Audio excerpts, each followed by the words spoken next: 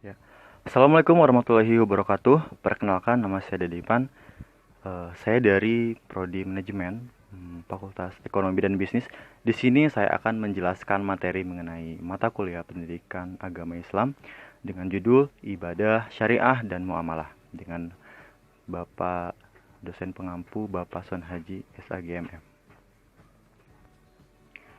Syariah, menurut pengertiannya dan ruang lingkup syariah itu adalah jalan atau sistem norma yang mengatur hubungan manusia dengan Tuhan atau hubungan manusia dengan manusia.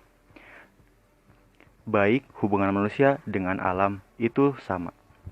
Syariat Islam menurut Al-Quran dan As-Sunnah hukum-hukumnya ada 5. Yang pertama ada wajib, yang kedua sunat, yang ketiga ada mubah, yang keempat ada makruh, dan yang terakhir ada haram.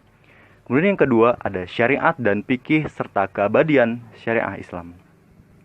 Karakteristik syariat Islam bersifat universal dan abadi.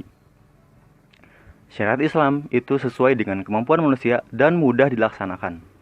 Yang kedua, bagian-bagian syariat yang tidak dipengaruhi oleh perubahan zaman seperti akidah dan ibadah diterangkan secara rinci dan jelas sehingga tidak perlu penambahan dan pengurangan. Sedangkan bagian yang terpengaruh oleh perubahan yaitu situasi dan kondisi, seperti budaya dan politik, diterangkan secara global atau garis besarnya sehingga memungkinkan untuk terjadi suatu perkembangan.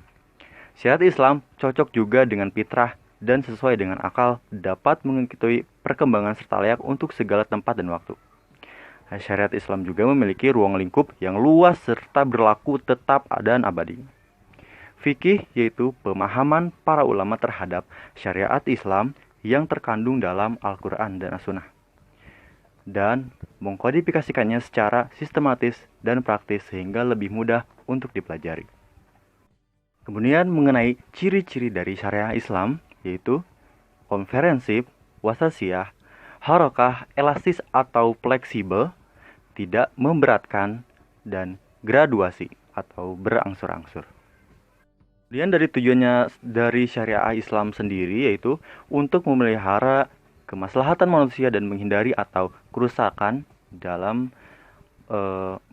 mafsadat, yaitu baik di dunia maupun di akhirat. Di maslahatan dapat terwujud apabila maqasid al-hamsah sebagai maqasid al-syariah dapat diwujudkan dan dipelihara. Salah satunya memelihara agama, memelihara harta kekayaan, memelihara keturunan, memelihara akal, dan memelihara jiwa. Kemudian yang selanjutnya kita akan membahas mengenai muamalah. Muamalah itu aturan Allah yang mengatur hubungan manusia dengan manusia dalam usahanya untuk mendapatkan alat-alat keperluan jasmaniah dengan cara yang baik sesuai dengan aturan syariat Islam.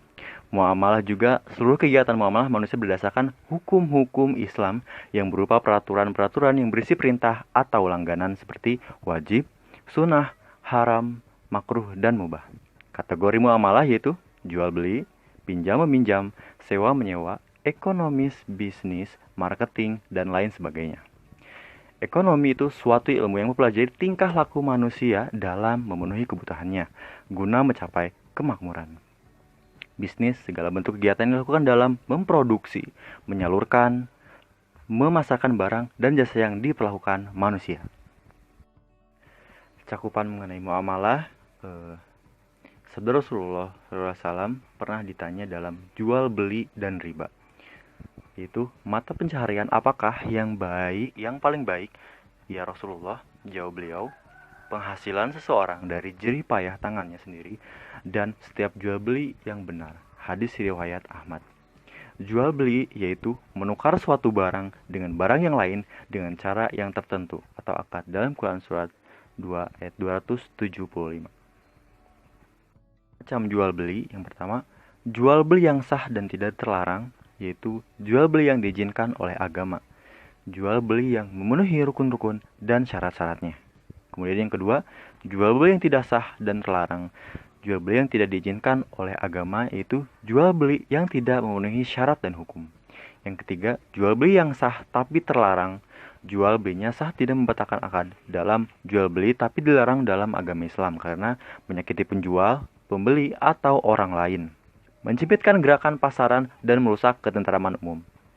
Selanjutnya, rukun dan syarat jual beli yaitu Jual beli memiliki 3 rukun dan masing-masing rukun memiliki syarat. Yang pertama, penjual dan pembeli, yaitu merdeka, berakal, balik atau mumayyiz, yaitu sudah dapat membedakan baik atau buruknya atau najis suci suatu barang itu, mengerti hitungan harga dalam Quran surat 4:6. Yang kemudian ada al-aqdu, yaitu transaksi ijab qabul dari penjual dan pembeli, yaitu mayoritas ulama dalam mazhab Syafi'i mensyaratkan mengucapkan lafaz ijab qabul dalam setiap bentuk jual beli, maka tidak sah jual beli yang dilakukan tanpa mengucapkan lafaz saya jual dan saya beli.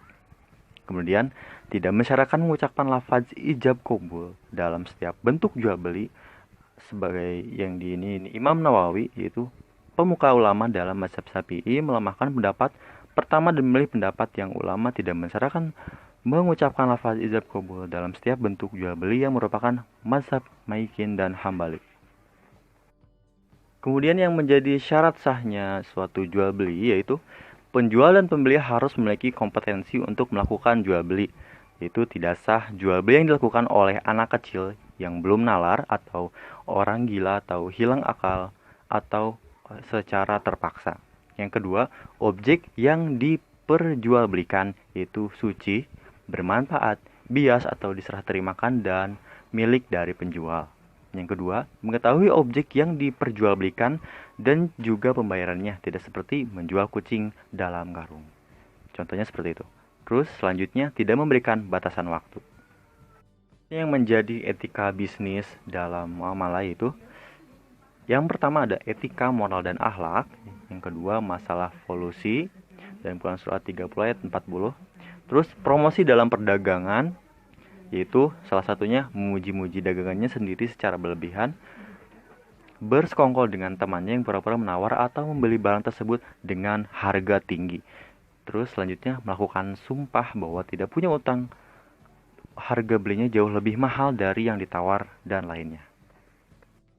Apa sih yang dimaksud dengan utang? Utang itu sebagai Rasulullah SAW selalu berdoa, ya Allah, aku berlindung diri kepadamu daripada terlanda hutang dan kekuasaan orang lain. Hadis riwayat Al-Hakim.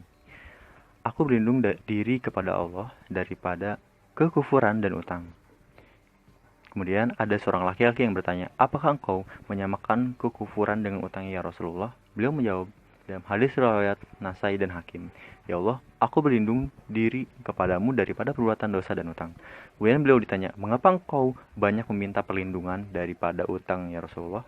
Beliau menjawab, karena Kemudian biasanya apa sih yang membuat seseorang itu terlibat dalam berhutang? Yang pertama itu memang sangat diperlukan, misalnya untuk menutupi keperluan hidup karena penghasilan tidak cukup. Yang kedua, karena keperluan mendadak, sedang dana tabungan tidak ada, seperti untuk keperluan pengobatan, biaya sekolah atau kuliah, bayar kontrakan, dan lain-lain. Kemudian, keinginan menikmati kehidupan melampaui batas kemampuannya, dengan kata lain lebih besar pasak daripada tiang. Kemudian selanjutnya, karena pola hidup yang salah dan menggunakan uang yang tidak semestinya seperti berjudi, mabuk-mabukan, dan perbuatan dosa lainnya. Oke, baik, demikian presentasi yang dapat saya sampaikan. Atas kekurangannya, mohon maaf. Wabillahi taufiq wal hidayah. Wassalamualaikum warahmatullahi wabarakatuh.